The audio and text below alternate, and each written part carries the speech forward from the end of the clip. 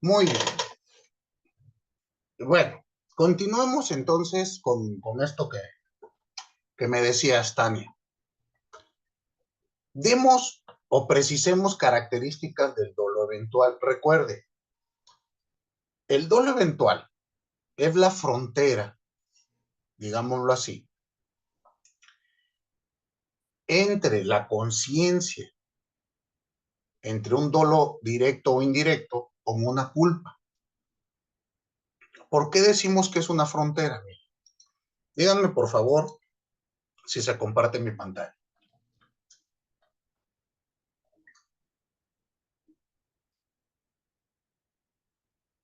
Sí, se ve la pantalla compartida. Ok, veamos lo siguiente.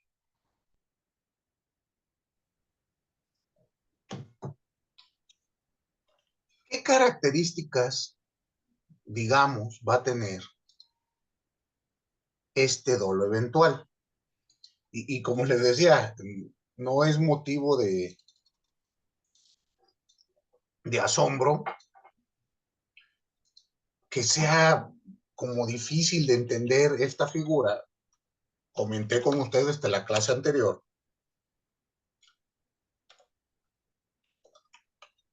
En lo personal es el más difícil de analizar y de identificar. Eso me pasa a mí. Entonces, trataré de explicarlo para que ustedes puedan ir poco a poco entendiendo cada uno de ellos. Piensen lo siguiente.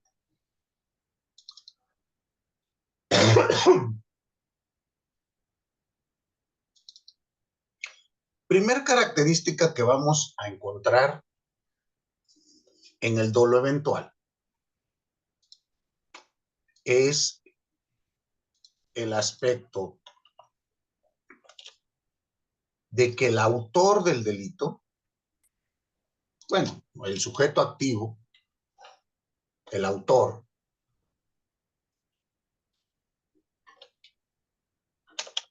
primero que nada, considera seriamente la posibilidad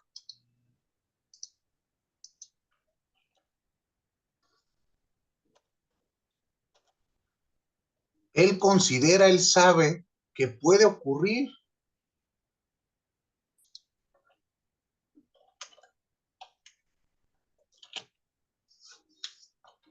la realización del tipo legal. Es decir, lo pienso, lo visualizo, estoy consciente del riesgo. Este es el primer supuesto. Y vamos a ver que ahí la culpa con representación pues varía un poco. ¿Cuál es el segundo elemento del dolo eventual? Bueno, ya consideré que puede ocurrir esto,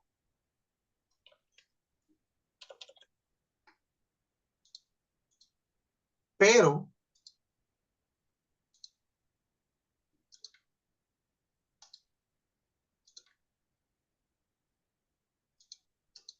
no me importa. Bueno, digo, pues tal vez pase, tal vez no, pero este es un elemento toral del dolo eventual.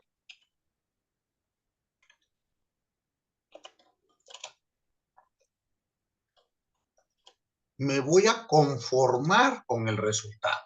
Ya la consideré.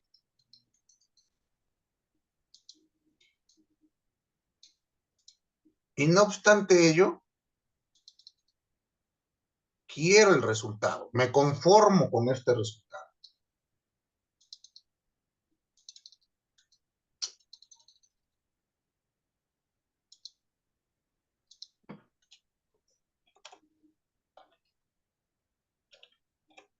Es decir,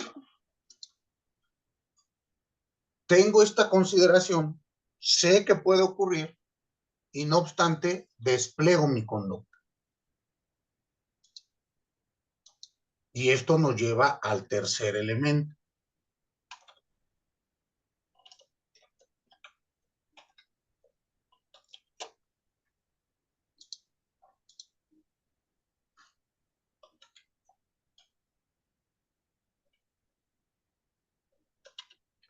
El tercer elemento es fundamental, y aquí es donde encontramos esta cuestión del dolo. Y es lo importante, aquí vamos a diferenciar el dolo eventual del dolo indirecto.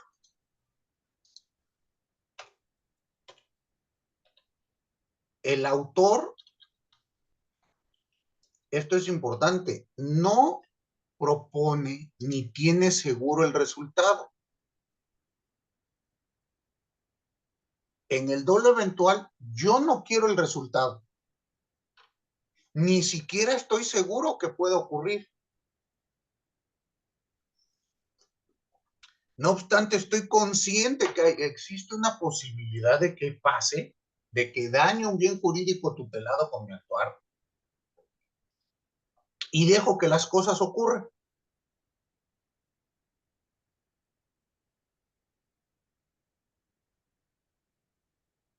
Entonces, este punto es importantísimo.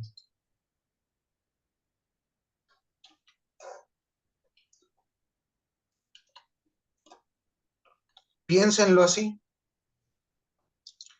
Es indispensable acreditar, y aquí viene la importancia de este elemento subjetivo y lo difícil, se debe de acreditar que el sujeto activo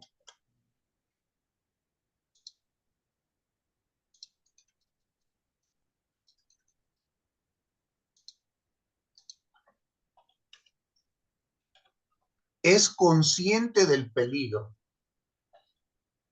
de la producción del resultado dañoso, pero continúa adelante sin importarle si se realiza o no.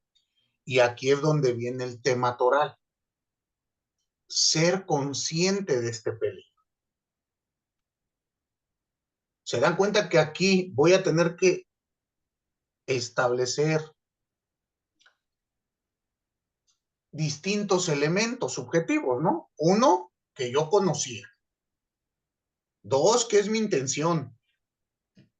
Tres, que realicé la conducta de manera voluntaria.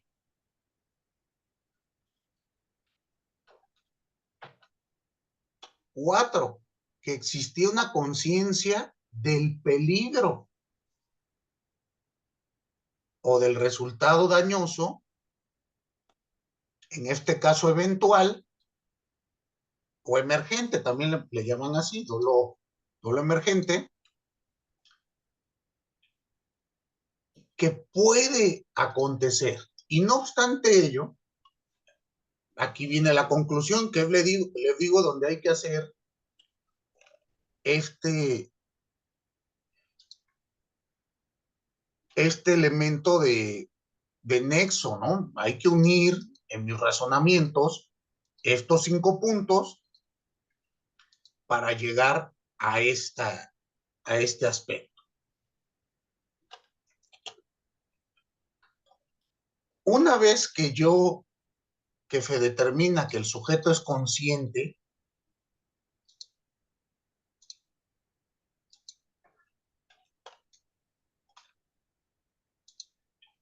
el siguiente punto es que acepta todos los resultados. Bueno, acepta de todos modos el resultado y asume la producción lesiva. Y es consciente del peligro que ha creado. Entonces, vean ustedes, estos son los elementos para hablar de un dolo eventual. Como ustedes saben, es indispensable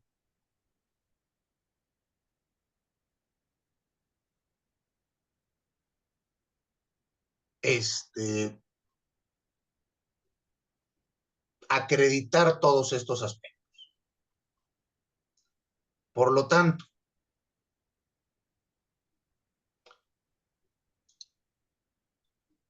veamos lo siguiente. ¿Puedo dejar de compartir el pizarrón? Sí, doctor. Mire, piense usted lo siguiente también. Supongamos que yo asalto un banco y al darme a la fuga, conduzco el vehículo automotor a exceso de velocidad en sentido contrario. Le pregunto, ¿eventualmente podría darse el caso que atropelle a una persona? Sí, ¿Mi intención es atropellar a alguien? no, solo huir. Exacto, pero le pregunto, ¿soy consciente de que estoy realizando una conducta indebida? Sí, sí, correcto. ¿Estoy conforme con ella? Sí, ¿Acepto? el posible resultado. Sí, también. Exactamente. Y ahí es el dolo eventual. Yo no lo quiero, pero eventualmente puede ocurrir y estoy conforme con el resultado, porque mi objetivo es, en este caso, consumar un delito de robo. ¿Sí me explicó? Entonces, ese sería los elementos para el dolo eventual. No sé si con esta explicación ha quedado claro. Maestro, muchas gracias. Para servirle. Muy bien. Entonces, el día de hoy toca hablar de otro elemento. Seguimos con elementos subjetivos de la conducta típica. Hablamos las clases anteriores de dolo. Hoy toca hablar de culpa. ¿Estamos? Iniciemos con la definición legal de nuestro Código Penal Federal, para de ahí partir de, pues un poquito del análisis conceptual de este elemento. Ayúdenme, por favor, abriendo su Código Penal Federal y váyanse otra vez al artículo 9. Yo sé que ya los tengo fastidiados con el artículo 9, pero por favor, váyanse a la descripción, a la definición legal de culpa. Dice obra culposamente. ¿Quién me ayuda a leerlo?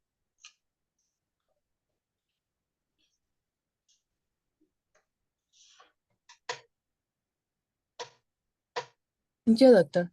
Por favor, Ariana. Obra culposamente el que produce el resultado típico que no previó siendo previsible o previó confiando en que no se produciría, en virtud de la violación a un deber de cuidado que debía y podía observar según las circunstancias y condiciones personales. Muy bien. Fíjense, aquí ya se complica un poquito más porque vamos a tener, en esta regulación, vamos a encontrar distintos aspectos. Primero, tenemos un aspecto de carácter subjetivo. Miren, por favor, regreso al pizarrón.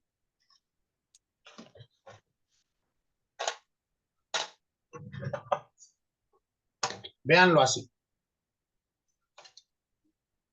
Insisto, estamos viendo regulación, artículo 9, Código Penal Federal.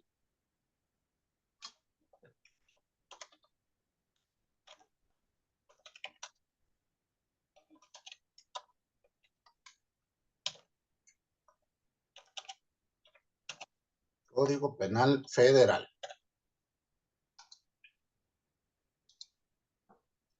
Aquí vamos a tener dos puntos que analizar o dos aspectos estableció el legislador y tenemos que partir de ellos para nuestro análisis.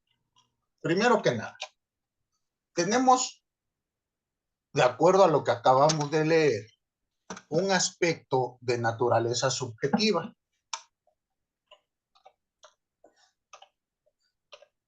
Recuerden que siempre que hablemos de naturaleza subjetiva se refiere a la persona, en este caso que realiza la conducta. El aspecto subjetivo es no aceptar el resultado.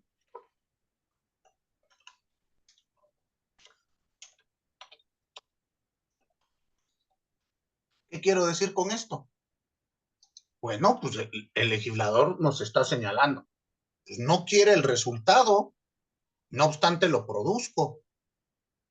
Primer elemento de la culpa, ¿no? Pero después viene otro. Y este es de naturaleza normativa.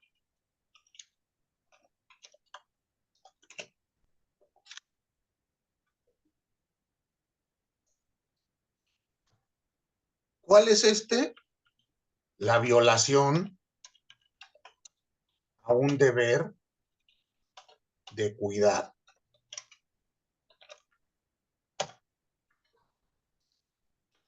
Como ya hemos analizado en diversas ocasiones, cuando hablamos de elementos normativos, tenemos que buscar en la propia legislación cuándo un sujeto tiene un deber de cuidado o no. ¿Están de acuerdo? Y si lo incumplió, puede cometer un hecho típico de manera culposa.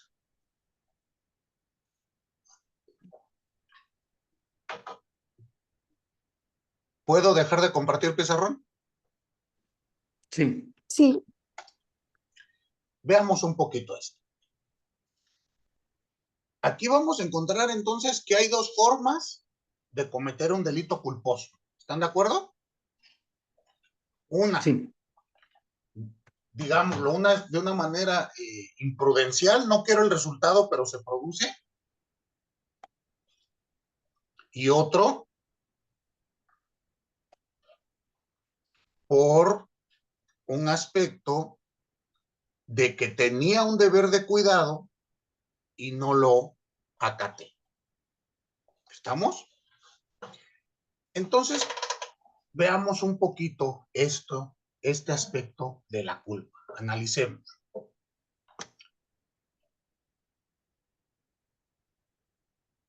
Este elemento es estudiado y analizado por Franz von Liszt desde el sistema clásico.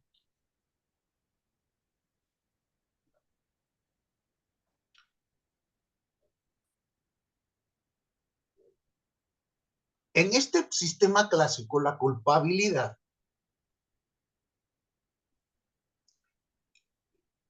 fue estudiada, o en la culpabilidad se estudiaba todos los elementos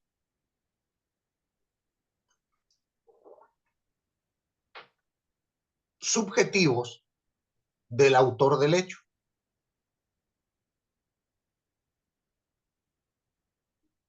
Por ello, para el sistema clásico, culpa y dolo se estudian en la culpabilidad.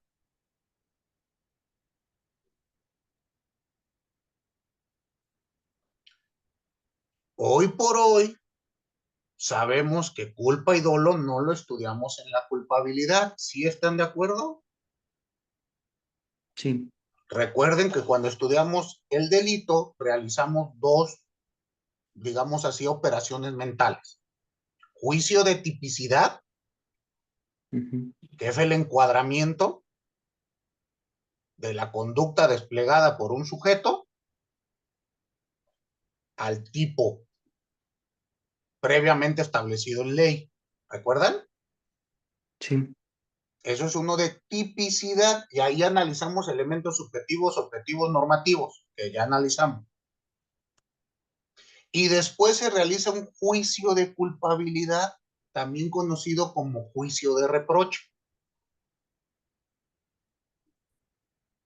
Y ahí es cuando analizamos las cuestiones individuales del sujeto que vamos a sancionar.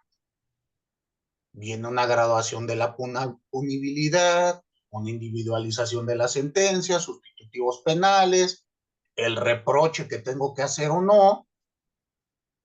Entonces, hoy por hoy, este análisis clásico pues, ya no es aceptado. ¿Queda claro? Sí. Pero bueno, primero pues entendámoslo dónde surge, porque ¿qué me pasa? ¿O qué les va a pasar? Que de repente ustedes van a encontrar que hay autoridades, juzgadores abogados postulantes que andan hablando de culpa en el juicio de culpabilidad. Y ya quedamos que ahí nunca lo vamos a estudiar. ¿Sí? Esto queda. La culpa hoy por hoy es una forma de comisión. ¿Estamos? Es una forma de comisión, es un elemento del tipo. Entonces, piensen ustedes lo siguiente. En esta teoría clásica es donde aparece la culpa con representación. Y obviamente culpa sin representación. Vamos a ver qué pasa con ella, porque he estado hablando un poquito de ello, ¿no?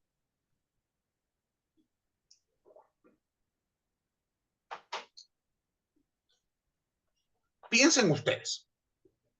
Culpa con representación. Veamos este primer elemento.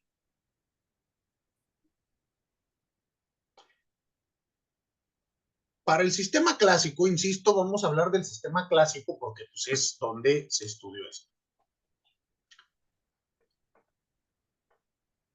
La culpabilidad, insisto, en aquella teoría tenía un contenido exclusivamente subjetivo.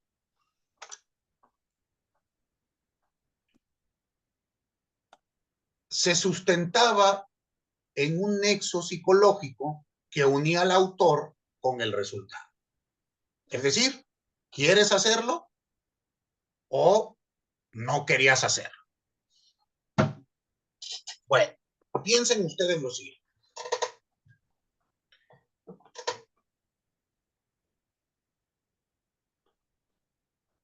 Este nexo psicológico entre el autor y el resultado,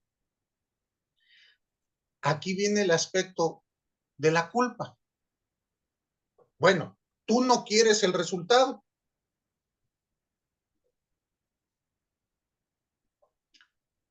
Piense usted nuevamente teoría causalista. La causa de la causa es la causa de lo causado.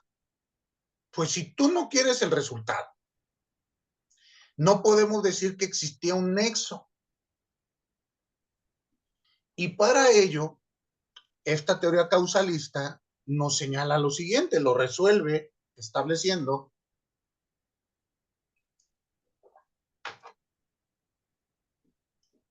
que la culpa del autor se representaba por medio de la posibilidad de producir el resultado.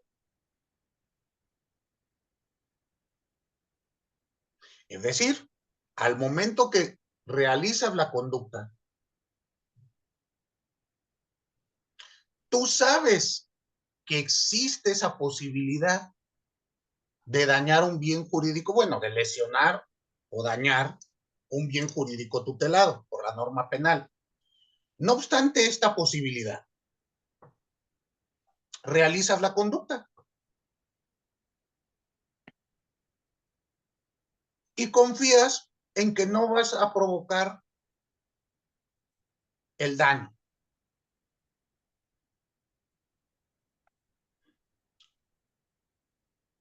Piense usted, ya realizaré la conducta, yo pienso que no va a pasar nada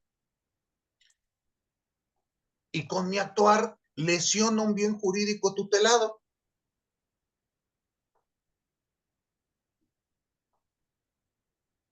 Por lo tanto, existe una culpa con representación.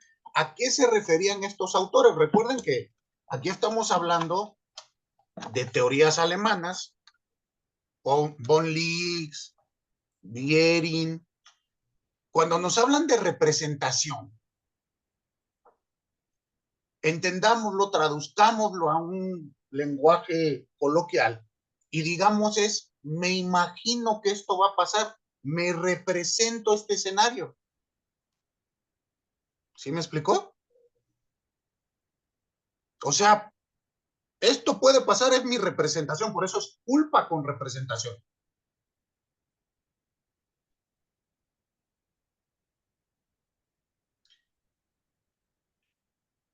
Ya lo imaginé y no obstante realizo la conducta. Pues, pensando que no va a ocurrir, confiado en que no va a ocurrir. Y no obstante, ocurre.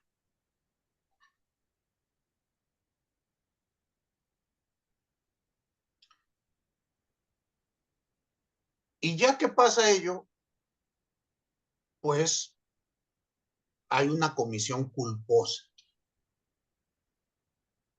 ¿Cuál es el caso aquí? Lo platicamos también nuestra clase anterior, ¿no? ¿Qué ejemplo me darían de esta culpa con representación? Uno que pasa todos los viernes a partir de, bueno, madrugadas de los sábados. A ver, ¿qué están haciendo Pues, ustedes la pues madrugada de los que sábados? alguien sale de fiesta, Descansando. Ahí sí, a ver, dígame, Tania. pues manejar es un riesgo permitido, pero lo hace bajo las influencias del alcohol y el sujeto activo confía en sus habilidades para manejar bajo ese estado, confiando en que pues, no va a atropellar a nadie o no va a ocurrir ningún accidente y pues sí ocurre el hecho. Pero él no buscaba el resultado. Exacto. Aquí, ¿qué queremos? Bueno, piénsenlo. Los viernes, dice Alan que las madrugadas de los sábados está estudiando teoría de los presupuestos del delito. Pero pensemos los que no están haciendo eso. Pues acude una persona a una reunión social, una fiesta, un antro, una discoteca, un salón, lo que sea, toma algunas bebidas alcohólicas. Uno, estoy consciente que tomar bebidas alcohólicas disminuye mi velocidad de reacción y mis sentidos. ¿Qué piensan ustedes? Sí, Sí. ¿Nunca les ha pasado que están manejando y ya de repente se teletransportan a su casa y no saben ni cómo llegar? Rubén sí sabe de lo que le hablo. A esto se dedica, profesor. ¿Sí? Bueno, pues yo estoy consciente y me represento el escenario, ¿estamos de acuerdo? Bueno, puede ocurrir una desgracia, como dijo hace un momento. Manejar es una actividad en sí misma peligrosa. Traemos, no sé, tonelada y media de fierros moviéndose a velocidades de 60, 80, 100, 120 kilómetros por hora. ¿Concordamos? Ok.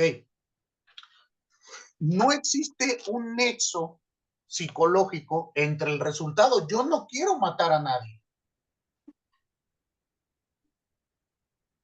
Yo no quiero lesionar, yo quiero llegar a mi casa.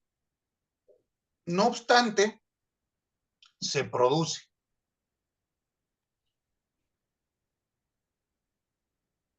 Y la respuesta que dio la teoría clásica fue esa, pues esto es una culpa con representación.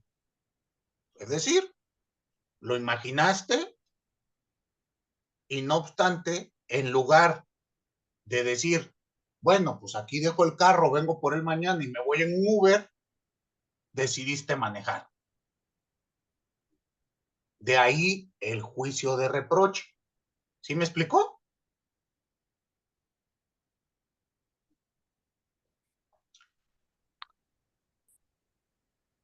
Dígame, Elisa. Profesor, una duda. Es que, bueno, ahorita como le estoy explicando, yo no veo la diferencia entre el dolo eventual y la culpa con representación, porque en ambos casos, pues no se quería el resultado, sin embargo, ambos aceptan la posibilidad de causarlo. Entonces, ¿dónde está esa línea? Ok.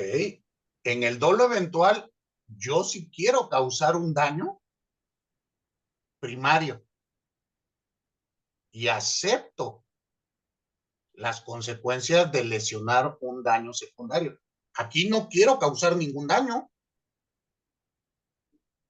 Mi intención, mi conducta, ni siquiera, regreso, dolo eventual, yo conozco que mi conducta es ilegal.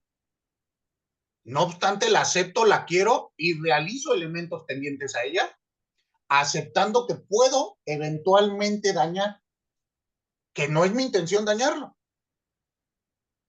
En la culpa con representación, ni quiero cometer un delito, ni estoy consciente, ni despliego ninguna conducta tendiente a ello. Esa es la primera gran diferencia. ¿Sí? José, dígame. Gracias, más. Iba encaminado a lo mismo, porque digo, tomando el ejemplo que había puesto hace un momento sobre el dolo eventual donde esta persona huye sin tener la intención de querer matar a alguien, su objetivo solamente es huir. Y digo, tomando este ejemplo de que la persona, su objetivo es llegar a su casa y comete el mismo hecho, ¿cuál sería la diferencia entre una y otra figura?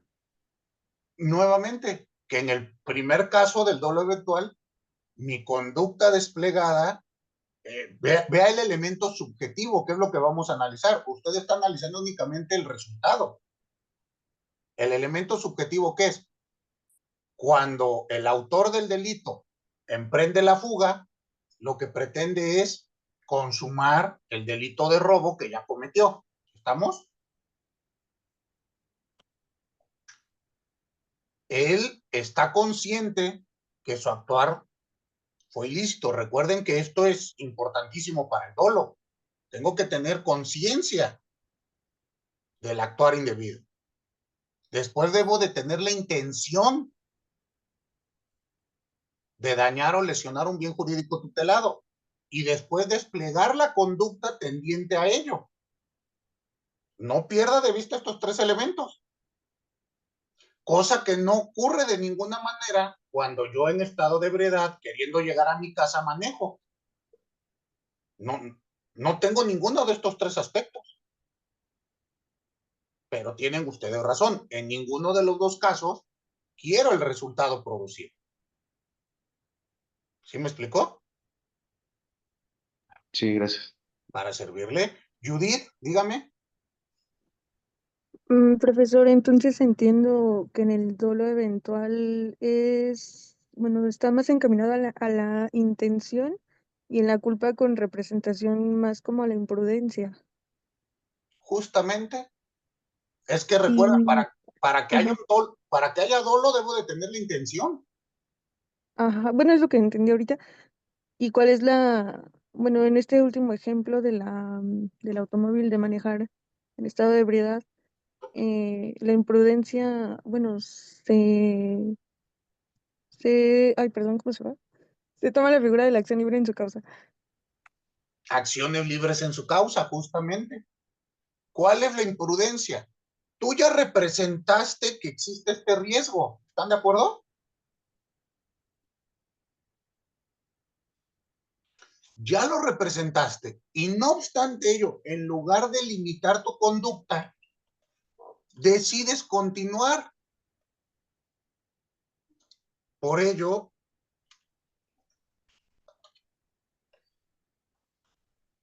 tenemos este ejemplo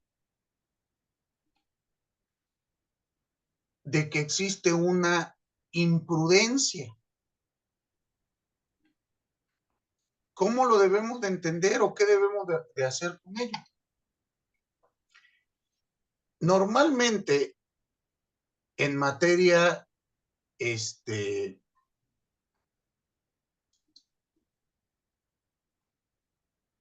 de delitos de esta naturaleza, como estoy señalando, imprudenciales,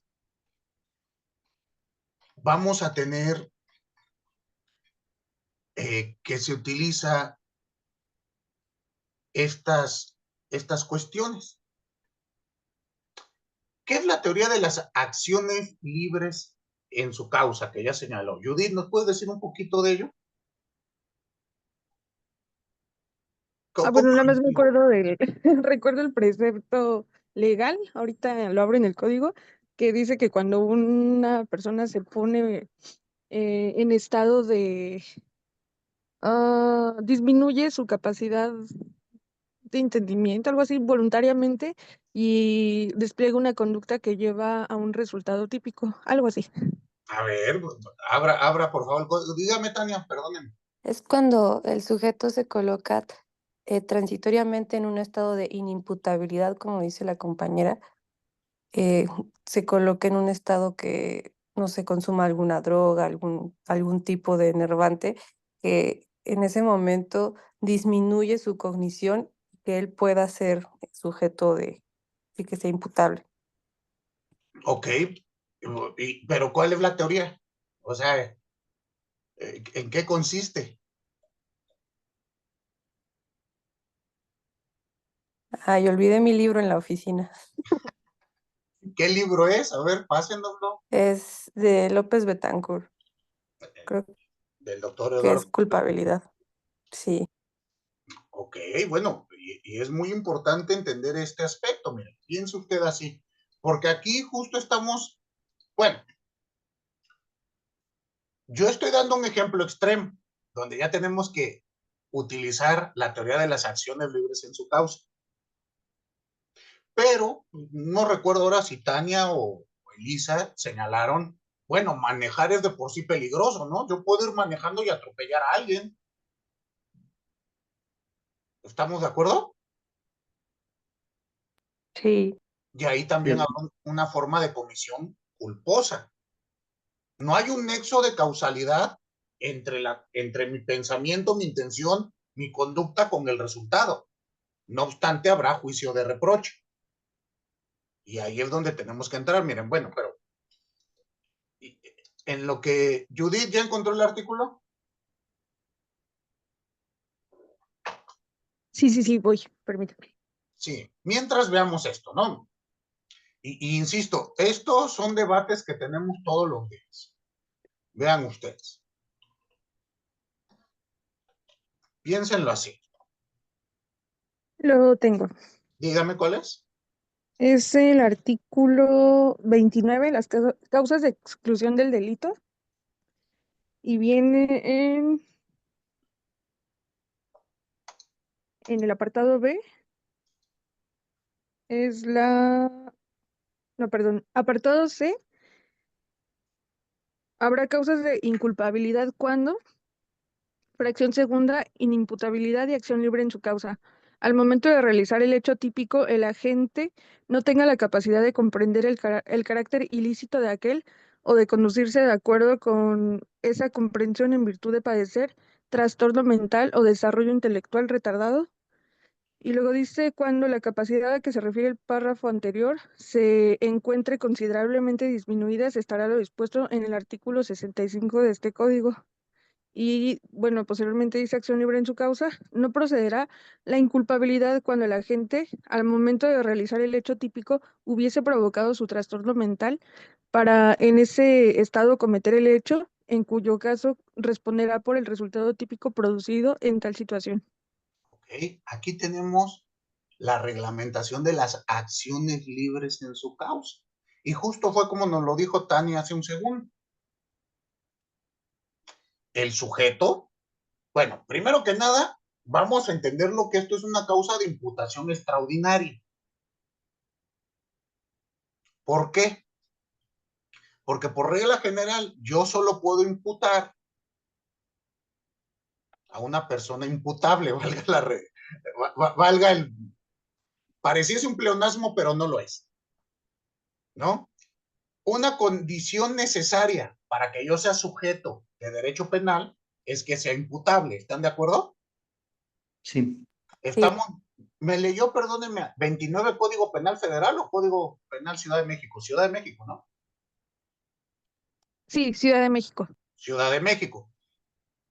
Vamos a tener reglamentación similar en el Código Penal Federal. ¿Estamos? Pero piénsenlo así. Una acción libre en su causa, vamos a entenderlo, insisto, como una imputación extraordinaria. ¿Por qué es extraordinaria? Pues porque pareciese que yo no soy imputable en ese momento, porque no estoy consciente. ¿Recuerdan ustedes que un elemento de la imputabilidad es la conciencia del acto realizado, es decir, la conciencia de mi conducta y la intención?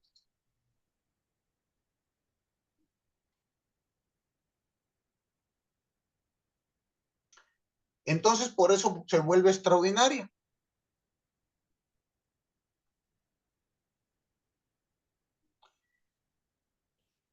¿Qué pasa aquí? Y viene otra vez lo difícil, ¿eh? Bueno, hay que acreditar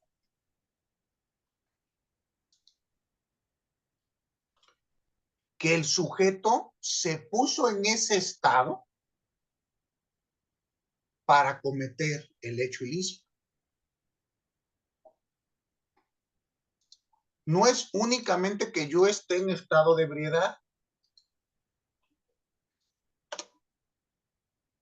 Como acabamos de leer. ¿Puede repetir, por favor, nada más la parte de acciones libres en su causa? Sí.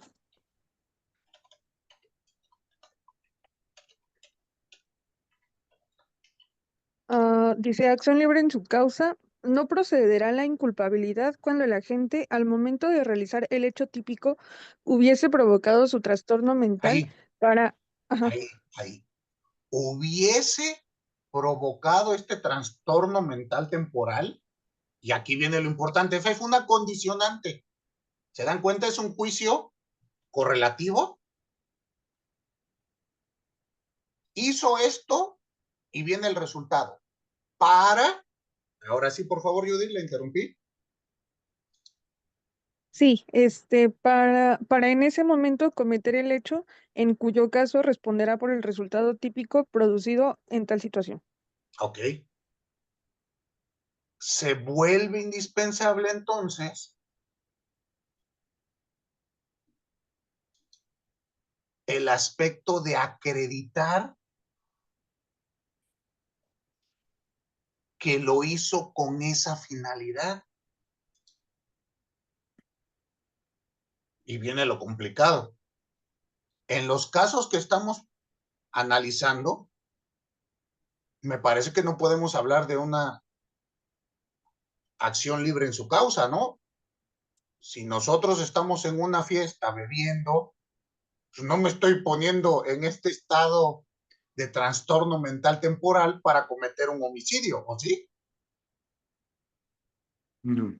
No. ¿Notan la diferencia?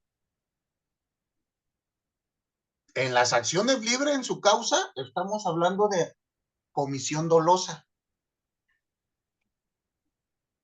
¿Sí ven o no? No de culpa con representación. ¿Sí? Entonces, Tania nos mandó en el chat, el dolo eventual, en el dolo eventual se acepta el resultado que puede ocurrir o no. En la culpa con representación soy consciente que puede o no ocurrir, pero no acepto el resultado. Justo. Diría que es un resumen preciso de cómo lo estoy señalando. Incluso, insisto, cuando hacemos valer estas hipótesis del artículo 29, fracción de séptima para la Ciudad de México, al Distrito Federal, esta causal de imputabilidad, este trastorno mental, va a ser importantísimo entender esta división. Las acciones libres en su causa, y hay que acreditar que quería realizar la conducta. Les comparto una tesis. A ver, díganme por favor si no llega. Les mando el rubro, por favor, de una tesis. Es una tesis aislada para acá, para el primer circuito Ciudad de México, que habla justo de este aspecto.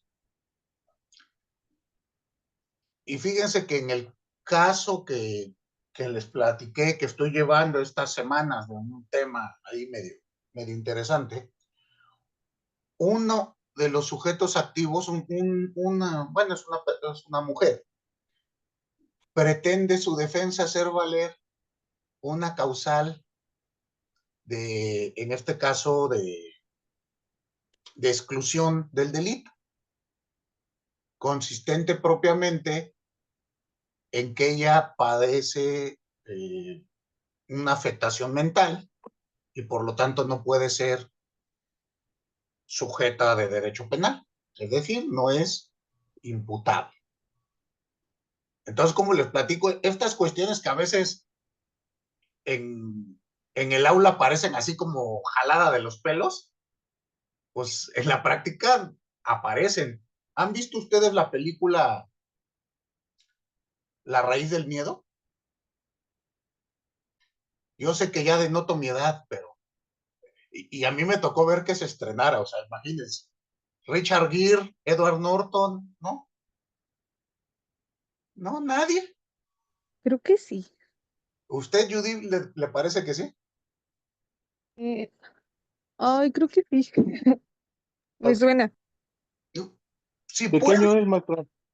no, pues No, maestro, de miedo solo las del Conjuro. no, pero no es de miedo, es drama Es judicial. como, ajá, como de un detective. A ver, ahorita les digo, es de 1996. Ya iba yo creo que en la prepa, entonces imagínense, ya llovió. Creo que ustedes, bueno, a lo mejor aquí algunas personas todavía ni nacían, ¿verdad? Sí, yo todavía no nacía. Ya, me hace sentir más viejo. Me acaban de salir 3, 4 canas más. Pero piénsenlo así. Si tienen ustedes oportunidad y quieren dedicarle un ratito a este análisis, vean esta película. Justo se establece una causal de imputabilidad por trastorno mental. Si mal no recuerdo, ¿dónde se puede ver esto? En Amazon Prime dice que está. Según aquí mi San Google. No sé si está en otro lado. Pero bueno, si tienen oportunidad, chéquenlo. Sí, según esto está en Apple TV, Amazon Prime y Google Play. Yo recuerdo que la vi en Netflix. Dígame, Tania. Disculpe, maestro, pero para la acción libre en su causa, ok, es una causa, perdón, de inimputabilidad, pero es cuando eh, No. la persona, colocándose en este estado transitorio, eh, comete un delito o para realizar el delito se coloca en este estado transitorio. La acción libre en su causa es excluyente de la causal de atipicidad, de la causa de exclusión, mejor dicho. Es decir, invalida la causa de exclusión. Tú te pones en ese estado para cometer el delito. ¿Sí me explicó?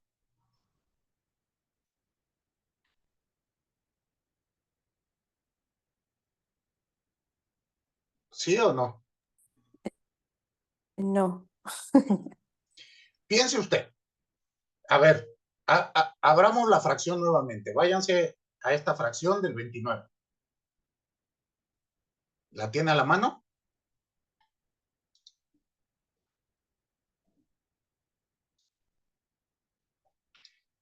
En esta fracción, si lo leemos a contrario sensu, vamos a encontrar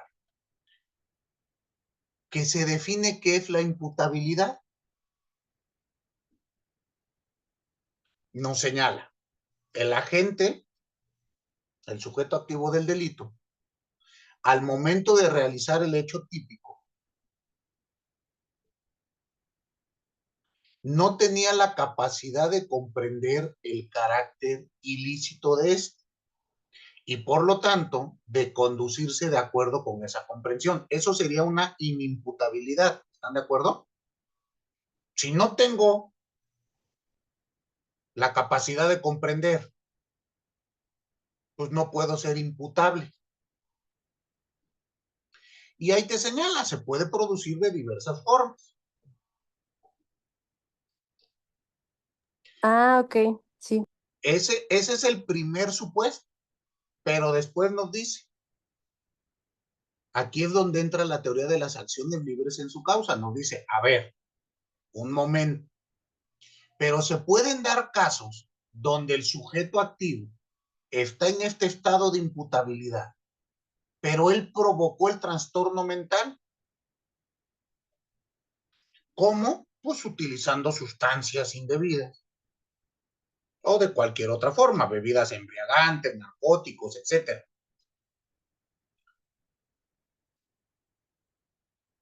Y esto lo consumió o se puso en ese estado para cometer el hecho.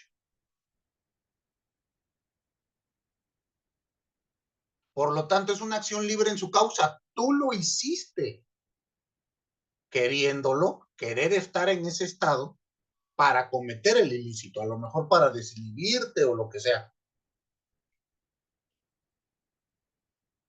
¿Sí queda claro? Sí, ya quedó más claro. Gracias, maestro. Piense ¿Cómo, usted en cómo- los...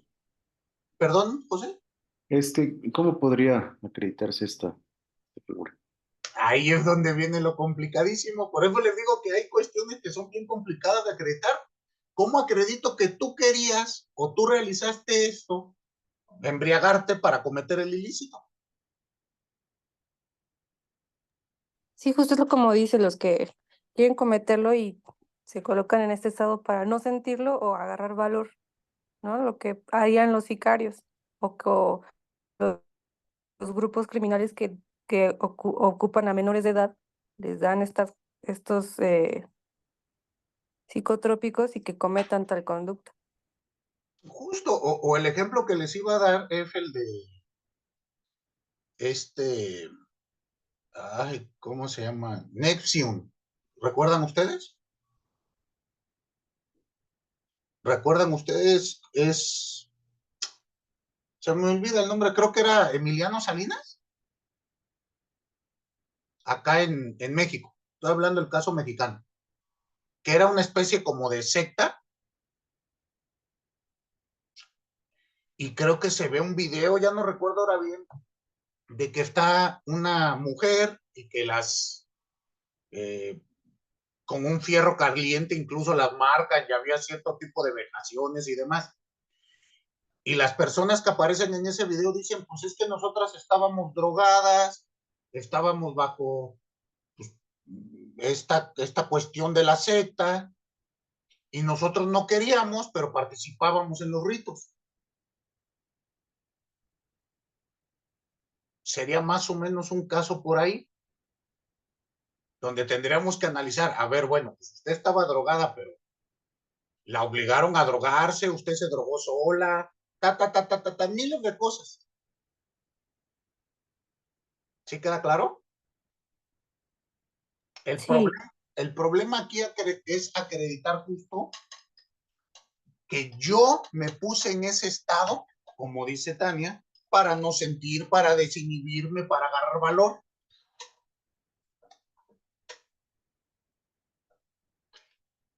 Y puedo señalar, pues es que yo no estaba consciente, pero bueno, te pusiste ahí. Por eso es acción libre en su causa. Nadie te obligó. ¿Sí quedó claro? Pero insisto, acciones libres en su causa nunca va a ser cuestión de culpa, ni con representación ni sin representación. Será en casos de dolo. ¿Queda claro? Muy bien. Continúo con este aspecto de la representación, de culpa con representación. ¿Qué críticas ha realizado la dogmática al respecto? Insisto, esto de culpa con representación es del sistema clásico. Hay que analizarlo, ¿no? Esta culpa consciente. Bueno, lo vamos a encontrar que le pueden llamar culpa con representación o culpa consciente. ¿Qué es lo que ha señalado el finalismo y el funcionalismo? Pues nos dicen, pues parece ser que en la mayoría de los casos no existe esta representación previa del autor del delito cuando obra culposamente. ¿Qué quiero decir? Pues que difícilmente nos ponemos a pensar todos estos escenarios, ¿no? Cuando yo me estoy tomando unos tequilas. ¿Están de acuerdo?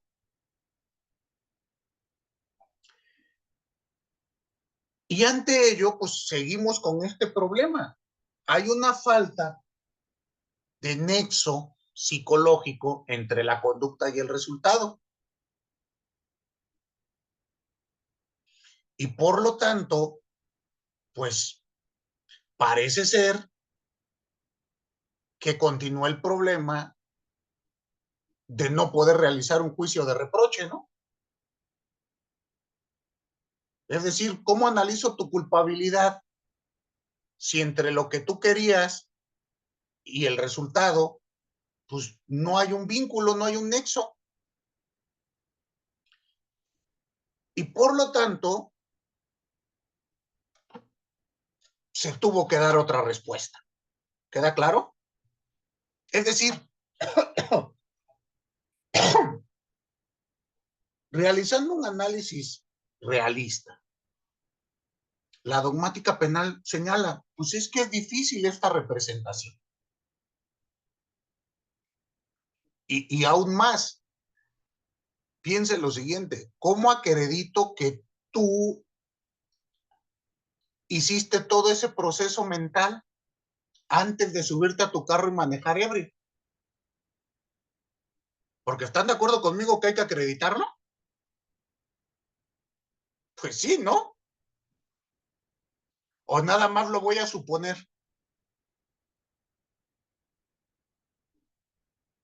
No, pues hay que acreditarlo, ¿no? Evidentemente, que es lo complejo entre justo una culpa con representación y dolo eventual, porque pues regularmente el Ministerio Público a veces no acredita esas cosas que son propiamente subjetivas, ¿no? Como obtener ese, pues esos pensamientos, esa forma en la que pues, son estos elementos, ¿no? Del propio dolo eventual.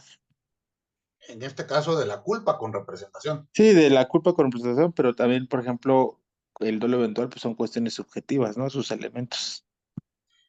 Justísimo,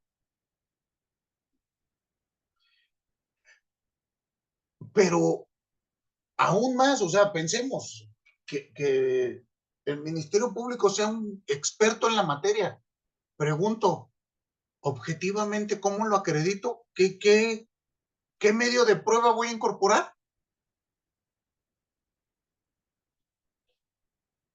Que está complicadísimo, ¿no? Porque ya hablamos de que él tuvo que realizar este pensamiento, esta ecuación, plantearse todos los escenarios posibles. ¿Han visto la película esta de donde aparece un mago de Marvel que tiene así muchas manos y cosas? ¿Cómo se llama ese? Doctor Extraño.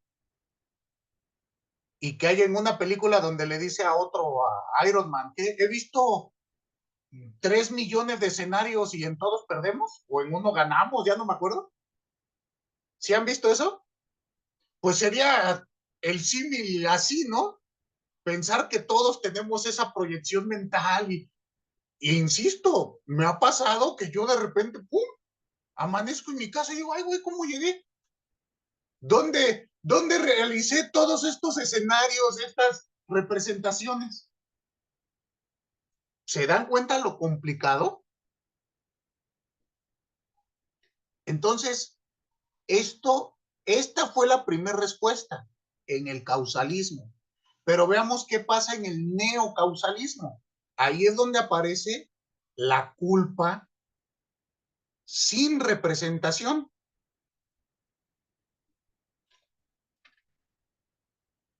Y ya veremos que para el finalismo se deben de abandonar estos dos elementos y hablaremos de imprudencia.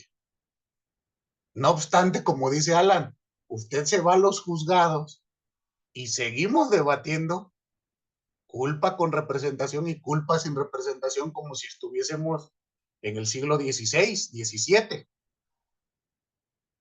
Entonces, la invitación es conozcámoslo y llevemos el debate a otras laderas. Veamos qué es la culpa sin representación.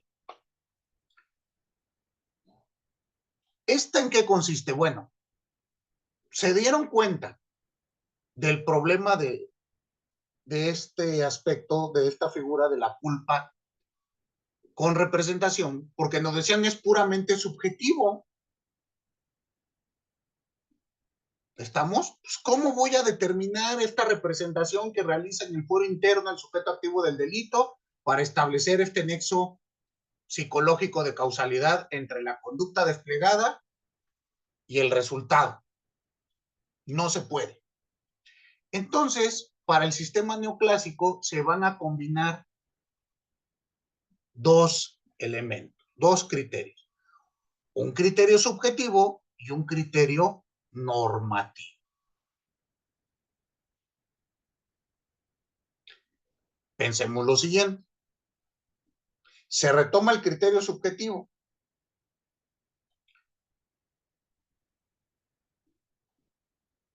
Aquí se va a hacer una valoración subjetiva, perdón, se realiza desde un punto subjetivo valorativo. ¿Qué quiere decir? El elemento normativo que agrega el sistema neoclásico es que el sujeto actuó sin pensar en el resultado,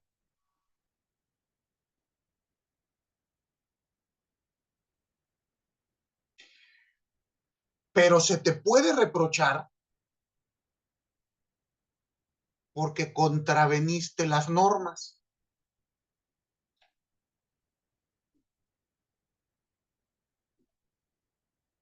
¿Qué quiere decir? Piense usted, las normas jurídicas, ustedes saben que tienen como finalidad regular la conducta. Y al momento de regular la conducta, pues usted en el deber ser debe de ceñir su conducta a lo que dice la norma. Si usted decide no regularlo,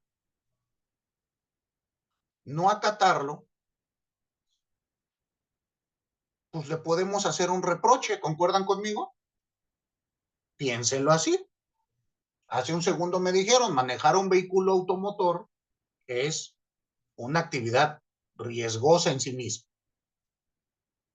Si usted maneja un vehículo automotor y hay una norma que le dice el límite de velocidad son, voy a inventar, 50 kilómetros por hora, y usted maneja a 100 kilómetros por hora, ¿está violando la norma? Sí, ¿no? Y deberá de existir alguna razón para explicar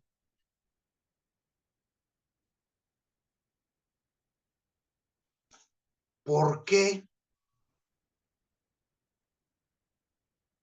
se estableció esta norma.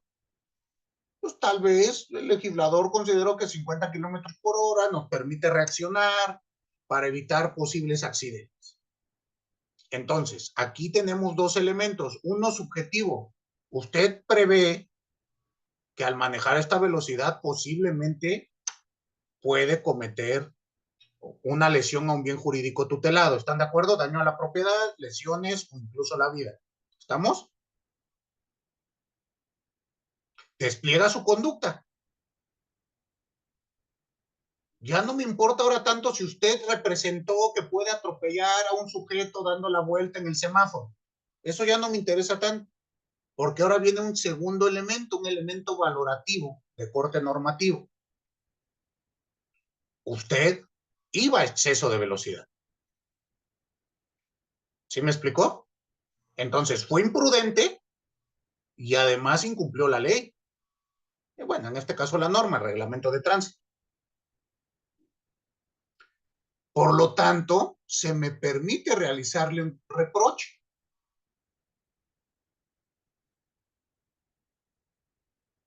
¿En qué consiste el reproche? Pues en que usted incumplió la norma.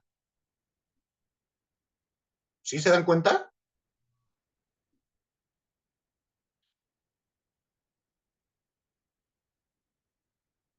Esta es la culpa sin representación. Ya no me interesa si usted se imaginó, si pensó, si en algún momento esto iba a pasar. Por lo tanto, hay que analizarlo de este modo. Insisto, este ejemplo tal cual como se los acabo de dar, lo vamos a encontrar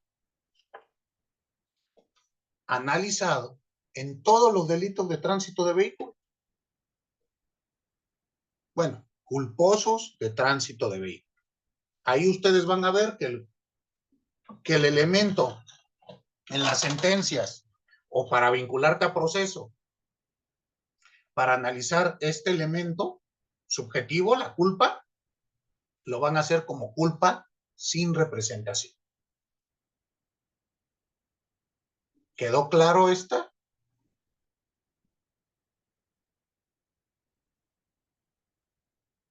Y aquí, pues, es cuando te dicen, es que usted tuvo que prever lo previsible. Y además, faltó al deber de cuidado. Y el deber de cuidado es este elemento valorativo normativo. ¿Queda claro? Si usted tiene un deber de cuidado y lo desacata, habrá reproche. Muy bien, déjenme ver si les mando una audiencia inicial de lesiones en tránsito de vehículos culposo, donde incluso se realizan los dictámenes en el periodo de plazo constitucional, se agregan pruebas y se establece aspectos donde dice el juzgador, bueno, el perito de la fiscalía señala, es que ambos conductores tuvieron la culpa. Ambos conductores faltaron a un deber de cuidado. Fue un vehículo automotor con una motocicleta. Entonces dice el perito, yo iba por el que manejaba el carro, dice, pues es que se atraviesa el alto y el reglamento de tránsito dice que le debió de haber dado preferencia, no servían los semáforos, ya me acordé. Y el reglamento de tránsito dice, tuvo que haber otorgado preferencia a la vía de mayor afluencia y no lo hizo mi cliente. Fíjense, no estamos analizando si él imaginó que si movía su vehículo podía ocasionar un accidente, no. Manejó el vehículo de manera imprudencial y no respetó el deber de cuidado. Pues, ¿qué dice la norma? Usted tiene que detenerse porque esta es una vía primaria y usted les tiene que ceder el paso. Y del otro lado era una motocicleta y señala el propio perito. Es que la persona que conduce la motocicleta iba manejando entre carriles, lo cual está prohibido. Ella tiene que circular en el carril y únicamente puede ir entre carriles en los altos o para rebasar. En este caso, iba manejando entre carriles y iba a exceso de velocidad. ¿Ambos fueron imprudentes? Sí. ¿Ambos faltaron un deber de cuidado? Sí. ¿A ambos se les puede hacer juicio de reproche? Sí. Y la negligencia o la imprudencia de uno no excluye al de otro. ¿Sí queda claro? Bueno, pues si ella le lesionó, bueno, perdón, la persona que choca en la motocicleta, no recuerdo ahora, tuvo lesiones en el cuerpo, obviamente, y el otro tuvo lesiones en el vehículo, no lesiones, perdón, daños en el vehículo, pues uno será responsable de lesiones culposas por tránsito de vehículo y otro de daño en la propiedad. ¿Estamos de acuerdo? Profesor, Mándeme. tengo una duda. Uh-huh. Es que hubo un caso en el norte de la República que la otra vez estaba recordando, Ajá, una persona se avienta de un puente peatonal y, ajá, y va un camión, pues en la vía rápida, a ujú, una velocidad permitida, y la causa de muerte de la persona que se avienta del puente no es el choque en el asfalto, sino, digamos, pues ahora sí que el camión lo destruye, ¿no? Lo mata. ujú. Entonces se hizo sonado porque al conductor de camión lo vincularon por homicidio culposo con motivo de tránsito de vehículos. No recuerdo si fue Sonora, Coahuila, una cosa por allá. Yo considero que en este caso no hay pues una violación a un deber de cuidado de parte digamos, del conductor. No sé usted qué opinión tendría aquí, pero para mi gusto no tendría por qué estar vinculado. Gracias. Pues me parece que no hay elementos, no escuché el caso, me parece, o esto yo lo había escuchado en mis clases de teoría del delito, porque era como el ejemplo de laboratorio que siempre nos ponían, ¿no? Y justo era para analizar desde una postura, desde una dogmática penal. Para el causalismo, pues sí, es homicidio, la causa de la causa es la causa de lo causado. ¿Qué lo mató? Pues que tú le pegaras con tu carro, punto. Pero para el finalismo o el funcionalismo no podría haber una imputación objetiva contra el sujeto. No se da ninguno de los elementos objetivos bueno, desde mi opinión, para lograr una vinculación a proceso, pero si tienes la nota, mándanosla para leer. No escuché, pero no lo dudo. En este país no lo dudo. Dígame, Cintia. En ese caso no sería no exigibilidad de otra conducta, porque él no podía prever que iba a caer alguien de un puente y que al transitar podría atropellarlo, o sea, bueno, matarlo. Pero creo que no sé si sería esa causal de exclusión del delito, pero habría que analizar ya con más detalle, ¿no? Pero de momento, bote pronto, no veo la imputación. O sea, la conducta, ¿cuál sería mi juicio de reproche? Pues, culpa sin representación. Ok, yo voy manejando, voy respetando límite de velocidad y de repente me cae en el vehículo alguien. ¿Dónde Pero estaría entonces mi es una reproche? ausencia de conducta, ¿no, profesor? Pues a mí me parece que hay varias, ¿no? O sea, tendríamos que verlo con calma, por eso me llama la atención. Insisto, y este era un ejemplo que nos ponían siempre los maestros, digámoslo, en el laboratorio, ¿no? Entonces, habría que estudiarlo, Alan. No conozco el caso, pero si está vinculado y le hicieron proceso, bueno, insisto, el análisis de los delitos culposos por tránsito de vehículos en nuestro país es meramente causalista. Y eso es lo que preocupa. Literal, a mí me ha tocado que el juzgador me dice, a ver, abogado, ¿hay lesiones? Sí. ¿Su cliente venía manejando el carro? Sí. Pues ya, ¿qué más quiere? Oiga, pues sí, mi cliente venía manejando un carro, pero el señor eran las 3 de la mañana y estaba sentado en una curva, en un camino sin iluminación. ¿Cuál es el reproche que le hace a mi cliente? Él no puede prever eso. Lo está obligando a prever escenarios imposibles, ¿no? Dígame, Cintia. Y una pregunta, ¿en qué caso yo podría alegar el tipo de teoría que podrías estudiarse el delito que aquí voy a representar? ¿Sería en la teoría del caso o en dónde? ¿O en el diálogo de apertura a juicio? ¿O en dónde sería eso? Ok, ¿dónde hay que plantear estos aspectos dogmáticos? Bueno, depende del momento procedimental en el que usted se encuentre. Si estoy en audiencia inicial, pues yo plantearía esto al momento de contestar la solicitud de vinculación a proceso. Ah, Si ok. ya, si ya estoy en etapa de juicio, yo lo plantearía en mis alegatos de clausura. Va a depender. Pero, Ok. por ejemplo, en la solicitud de vinculación a proceso, si yo soy defensor, lo primero que le diré al juez, señoría, nuestro código penal en su artículo tal, la dogmática se desprende que tiene una configuración finalista, no causalista. El Ministerio Público está pretendiendo realizar un elemento de naturaleza meramente causalista, sin establecer este nexo psicológico entre el resultado y la conducta. Y sí lo plantearía como una causal de atipicidad. ¿Por qué?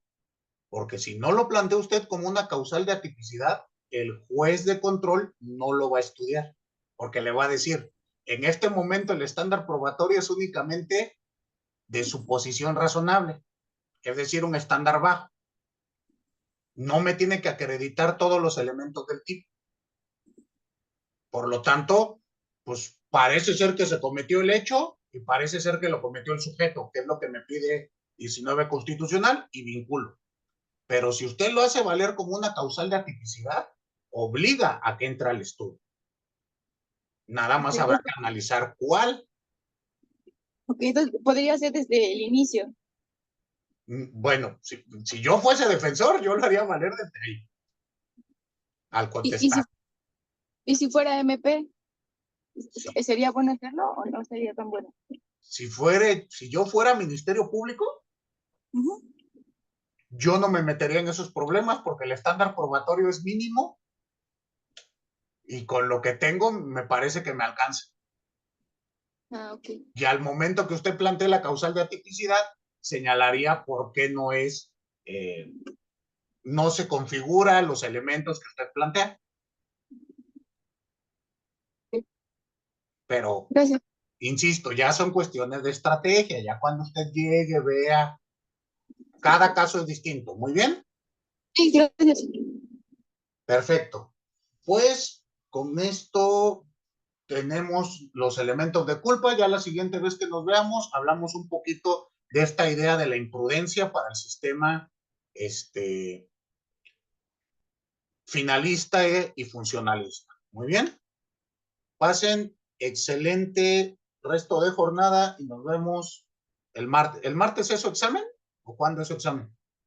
El martes. Entonces nos vemos el próximo jueves. ¿Sale? Bonito día.